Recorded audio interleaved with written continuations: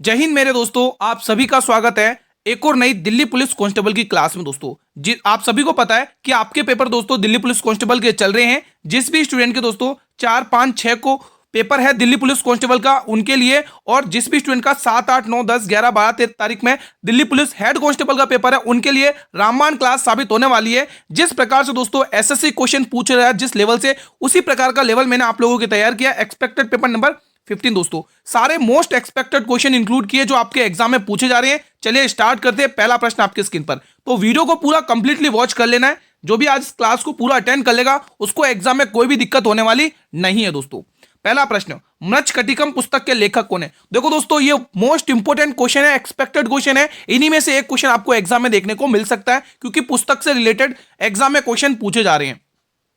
तो चलिए स्टार्ट करते हैं। देखो दोस्तों, अश्वघोष की एक पुस्तक है बुद्धचरित। मेरे भाई बुद्धचरित आपको ध्यान रखना है, यहां पर ध्यान रखना है बुद्धचरित दोस्तों, ये आपके लिए बहुत ही इंपोर्टेंट होने वाली दोस्तों, ठीक है।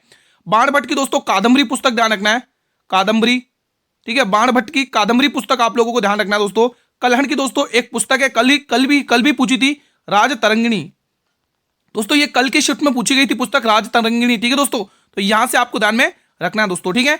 और दोस्तों पंचतंत्र पुस्तक के लेखक कौन है, यह भी ध्यान में रखना है। पंचतंत्र, यहां पर आप टिक करोगे विष्णु शर्मा। क्या टिक करोगे? विष्णु शर्मा, ठीक है दोस्तों। तो यहां से आपको एक क्वेश्चन एग्जाम में देखने को पूछा जा सकता है दोस्तों, ठीक है। तो सारे आपको याद कर लेना है। फिलहाल मृच्छकटिकम पुस्तक के लेखक कौन है मेरे भाई? शूद्रक है दोस्तों, ये ध्यान रखना दोस्तों, ठीक है। अगला क्वेश्चन आपके स्क्रीन पर आ चुका, क्वेश्चन नंबर 2 बताइएगा। भाई जो भी चैनल पर पहली बार विजिट कर रहे हैं, एक बार चैनल को सब्सक्राइब करके रख लो, बेल नोटिफिकेशन बेल प्रेस कर लो, ताकि आने वाले हर वीडियो का नोटिफिकेशन मिलता रहे।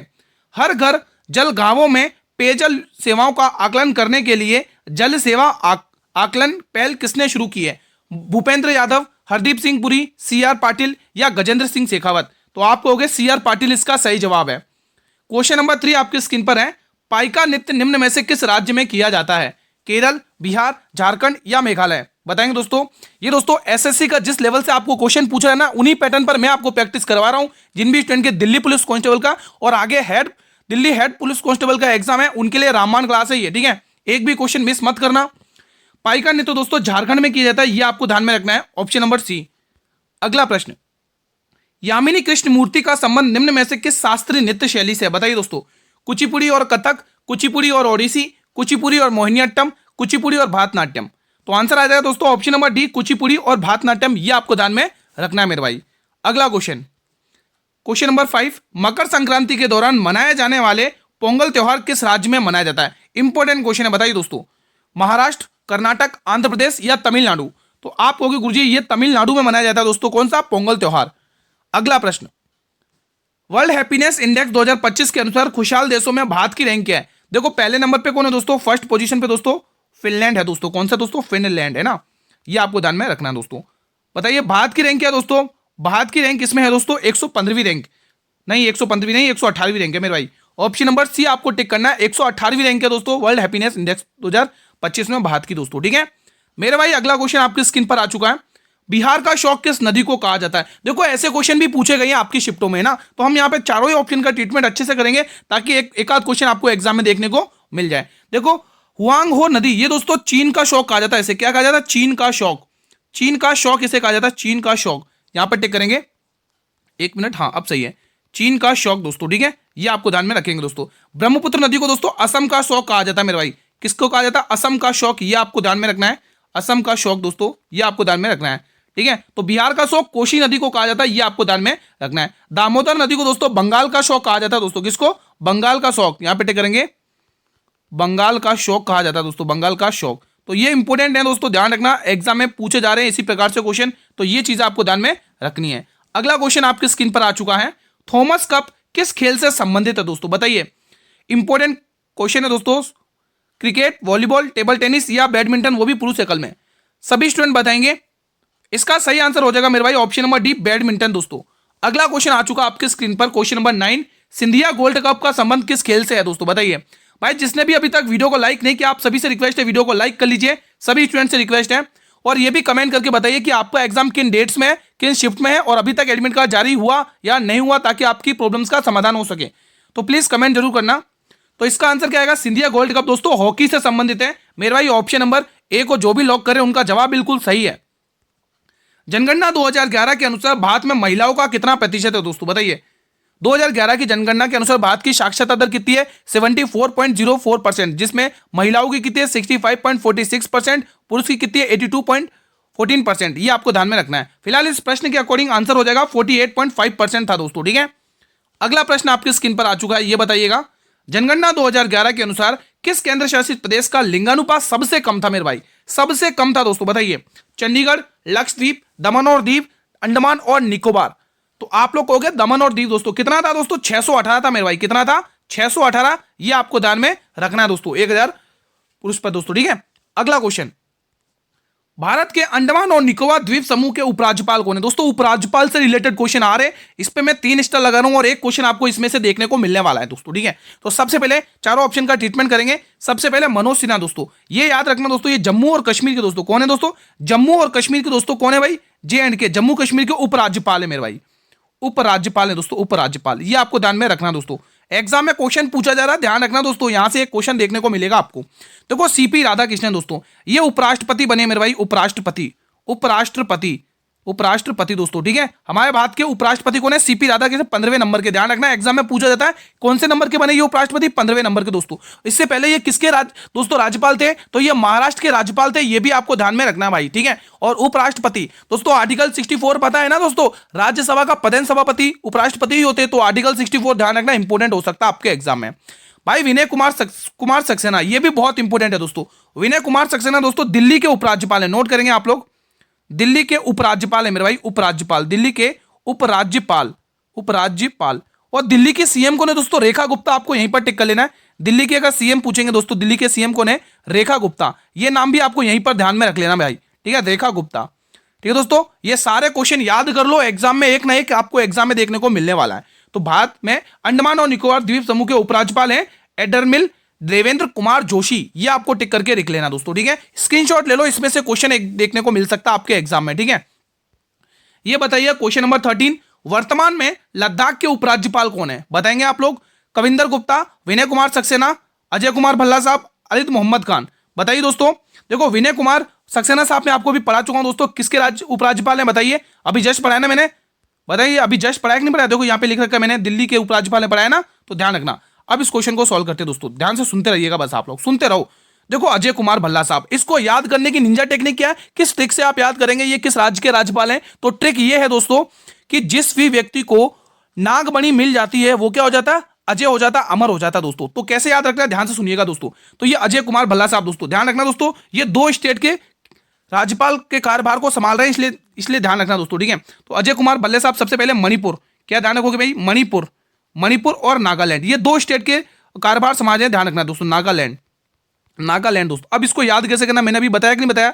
जिस भी व्यक्ति को अगर नागों की मणि मिल जाती है तो वो क्या हो जाता है? अजय हो जाता, अमर हो जाता है। तो याद कैसे रखना है? नागों की यानी नागालैंड, मणि यानी मणिपुर, और ये किस क्या हो जाएगा? ये जब दोनों मिल जाती है तो अजय हो जाएगा, यानी अजय कुमार भल्ला साहब। तो ध्यान रखना दोस्तों, अजय कुमार भल्ला साहब मणिपुर और नागालैंड राज्य के क्या है? दोनों के राज्यपाल हैं, कार्यभार संभाल रहे हैं, ये चीज आपको ध्यान रखनी है। मेरे भाई मोहम्मद आरिफ खान दोस्तों, ये बिहार के राज्यपाल है मेरे भाई, बिहार के राज्यपाल। कहां के राज्यपाल है? बिहार के राज्यपाल है, ये भी आपको ध्यान में रखना है। फिलहाल इसका आंसर आएगा मेरे भाई कविंदर गुप्ता, ऑप्शन नंबर ए। अब ध्यान से सुनो, राजस्थान के राज्यपाल कौन है दोस्तों? किशन राव हरिराव बागड़े साहब। CM कौन है? भजनलाल शर्मा, ठीक है। MP के राज्यपाल कौन है मेरे भाई? MP के राज्यपाल कौन है? तो आप ये कहोगे गुरुजी MP के राज्यपाल कौन है? ये मंगूभाई छगन भाई पटेल साहब। और MP के राज्यपाल कौन है? भूपेंद्र पटेल दोस्तों, ठीक है, भूपेंद्र पटेल, ठीक है, हाँ ठीक है दोस्तों। ये चीज आपको ध्यान में रखनी है दोस्तों। MP और इसके हो गए दोस्तों, एग्जाम में पूछे थे। गुजरात के कौन है दोस्तों? राज्यपाल आचार्य देवव्रत हैं दोस्तों, ठीक है। आचार्य देवव्रत मुझे बताइए और किस स्टेट के कार्यभार समाज ने, प्लीज कमेंट बॉक्स में बताइएगा। और CM कौन है दोस्तों? भूपेंद्र पटेल। मोहन यादव तो MP के CM है, मैंने शायद गलत बता दिया, मोहन यादव MP के CM है। तो ये सारे फैक्ट आपको याद कर लेने मेरे भाई, ठीक है। और चलिए बढ़ते हैं अगले प्रश्न की तरफ, फिलहाल आगे और डिस्कस करेंगे। तो इसका ऑप्शन है, टिक कर लो आप लोग, लोकसभा सदस्य बनने के लिए न्यूनतम आयु कितनी होनी चाहिए? बताइए दोस्तों।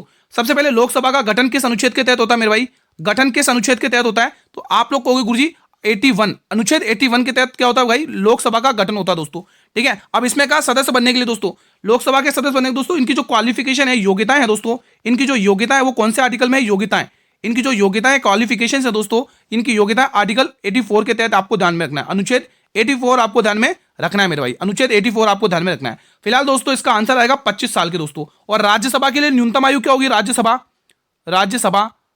के लिए न्यूनतम आयु क्या होगी? राज्यसभा के लिए 30 वर्ष क्या होगी मेरे भाई? न्यूनतम 30 वर्ष। ये आपको ध्यान में रखना है मेरे भाई।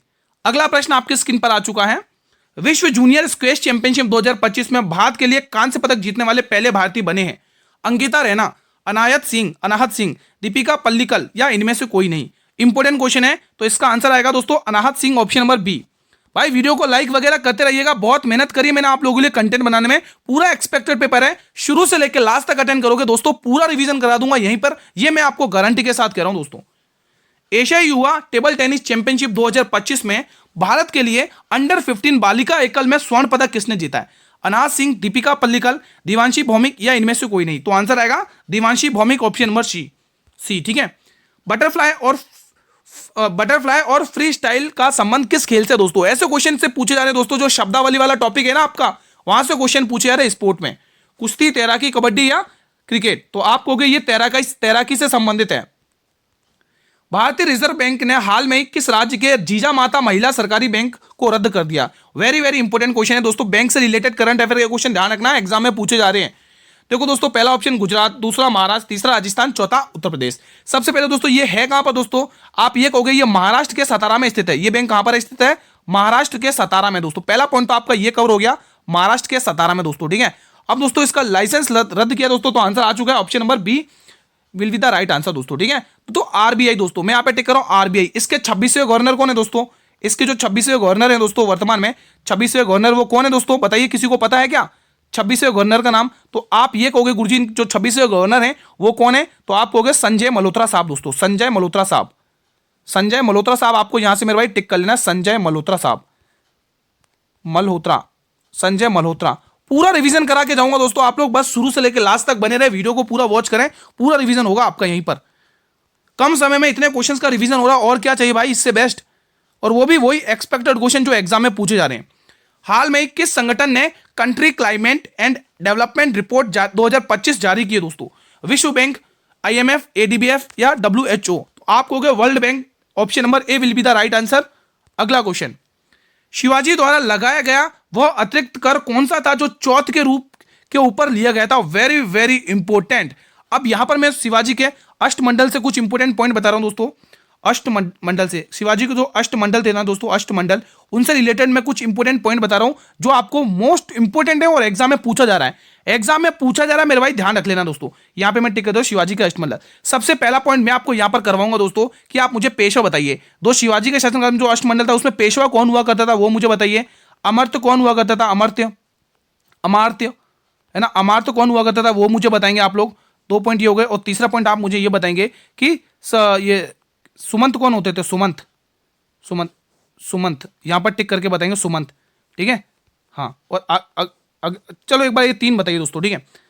तो पहले तो आप इसका आंसर टिक कर लो। चौथ के रूप में लिया जाता था वो था सरदेश मुखी दोस्तों। 10% राजस्व कर लिया जाता था दोस्तों, है 10%, ऑप्शन नंबर डी। अब यहां से ध्यान रखना, एग्जाम में क्वेश्चन क्या देखने को मिलेगा? जो पेशवा का पद हुआ करता था अष्टमंडल में उसको प्रधानमंत्री कहते थे मेरे भाई, प्रधानमंत्री। नोट कर लो, एग्जाम में पूछेगा आपको, ध्यान रखना। ठीक है।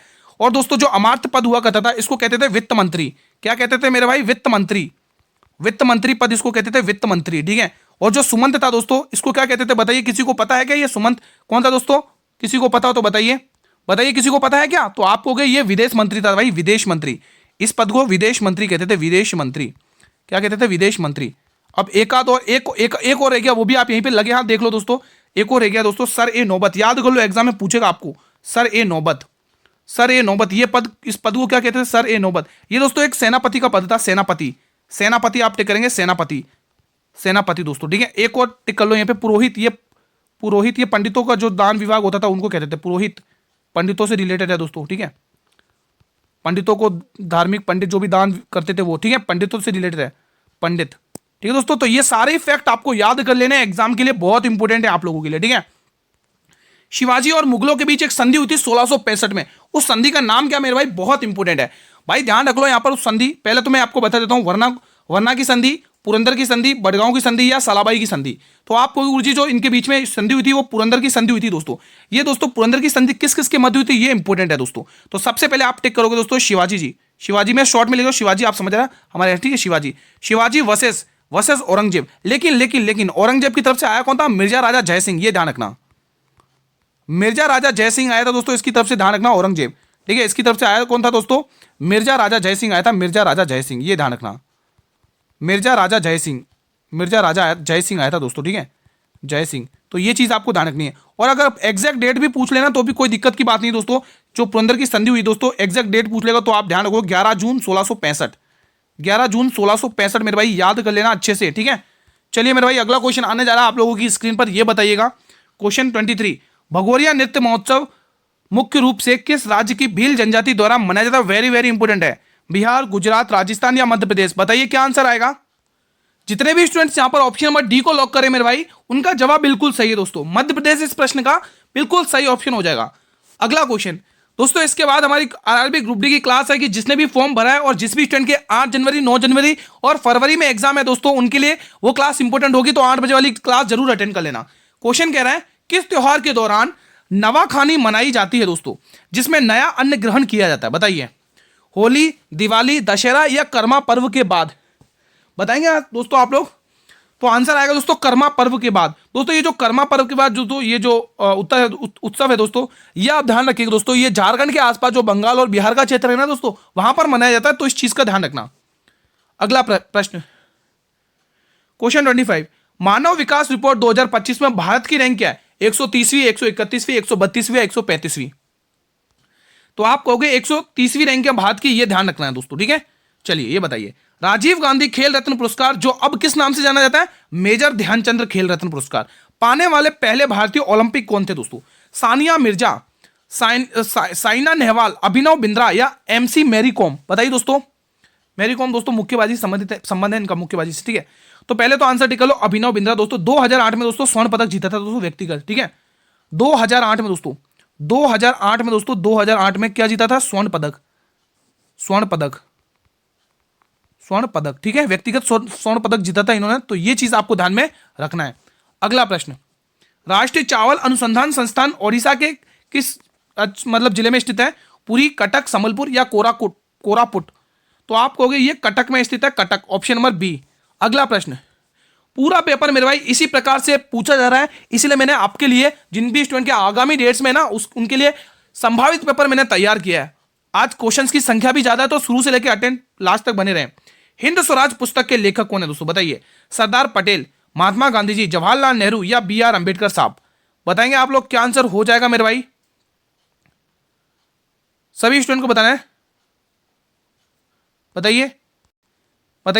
तो इसका आंसर क्या होगा? ये महात्मा गांधी जी की पुस्तक है हिंद स्वराज, ध्यान रखना। अगला क्वेश्चन, एशियाई खेलों में पहली बार कबड्डी को शामिल किया गया था? इंपोर्टेंट 1991, 1989, 1986, 1990? तो आंसर आएगा 1990, ब्राजील में दोस्तों, है ना, जब हुआ था उसमें किया गया था। ब्राजील क्या सॉरी ये बीजिंग, चीन के बीजिंग शहर में, ठीक है। अगला क्वेश्चन, खेलो इंडिया यूथ गेम्स 2025 का शुभारंभ किया, ये क्या क्वेश्चन? बहुत ही इंपोर्टेंट है। खेलो इंडिया यूथ गेम्स 2025 का शुभारंभ क्या है? गज सिम्हा दोस्तों, याद करो दोस्तों, ये जो खेलो इंडिया यूथ गेम्स है दोस्तों, ये कहां पर आयोजित हुए? बिहार में दोस्तों। कहां पर आयोजित हुए? बिहार में दोस्तों, बिहार, ठीक है। ये चीज आपको ध्यान रखना। अब ये कौन सा संस्करण है, मैं आपको हिंट दूंगा, चौथा संस्करण है या सातवां संस्करण है? बताइए कमेंट बॉक्स में। खेलो इंडिया यूथ गेम्स का कौन सा संस्करण है, चौथा या सातवां? कमेंट बॉक्स में बताइएगा, ठीक है। हाँ, तो ये दोस्तों मौलिक किसका शुभंकर है दोस्तों? ये मौलिक किसका शुभंकर है? ये शुभंकर है दोस्तों किसका? 38वें राष्ट्रीय खेल का दोस्तों। यहां पे टिक करेंगे 38वें राष्ट्रीय खेल। कल की क्लास में भी करवाया था मैंने ये 38वें राष्ट्रीय खेल दोस्तों, ठीक है, कल की क्लास में भी करवाया था 38वें राष्ट्रीय खेल का दोस्तों, जो कहां पर आयोजित किए गए? उत्तराखंड में दोस्तों। कहां पर आयोजित किए गए 38वें राष्ट्रीय खेल? उत्तराखंड में।